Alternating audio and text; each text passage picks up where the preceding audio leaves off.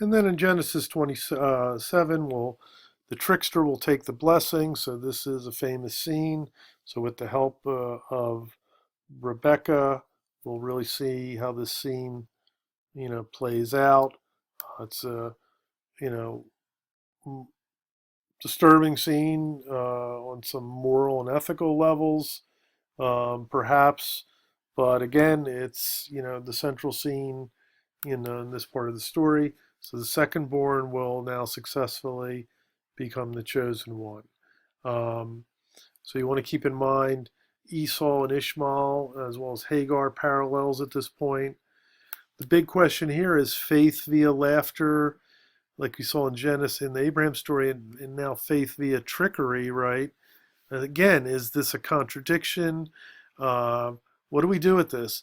The later monotheisms oftentimes are covering this up. They don't want really anything to do with it, so they explain it away, or they don't really deal with it, right? Or they just go back to the Abraham story, right?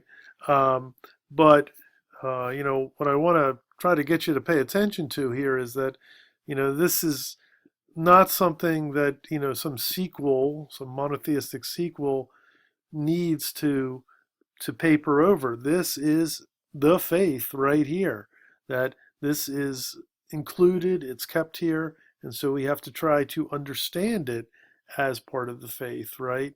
And so even though laughter and trickery and deception come across to us as negative things, does not mean that they are, purely negative, right? And that they cannot be part of the idea of faith. So you want to look into that.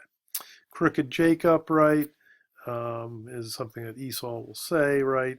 The name Jacob, contains this idea of crooked as well as the idea of heel. And then Esau will get a blessing even after he's robbed of his birthright. He will get a blessing as well, not the greatest blessing, not what Jacob gets, but like Ishmael, he will not be forgotten. And it's again another part of the motif, right? That uh, some people don't get the mantle, but then there's still something for them. And then we turn to Genesis 28. Jacob departs. We have the famous Jacob's dream, the ladder, what's oftentimes referred to as Jacob's ladder. And then in Genesis 29, he will meet Rachel. He'll meet Laban, Rachel's father, is Rebecca's brother, right? Um, and we will start to see. Hold on.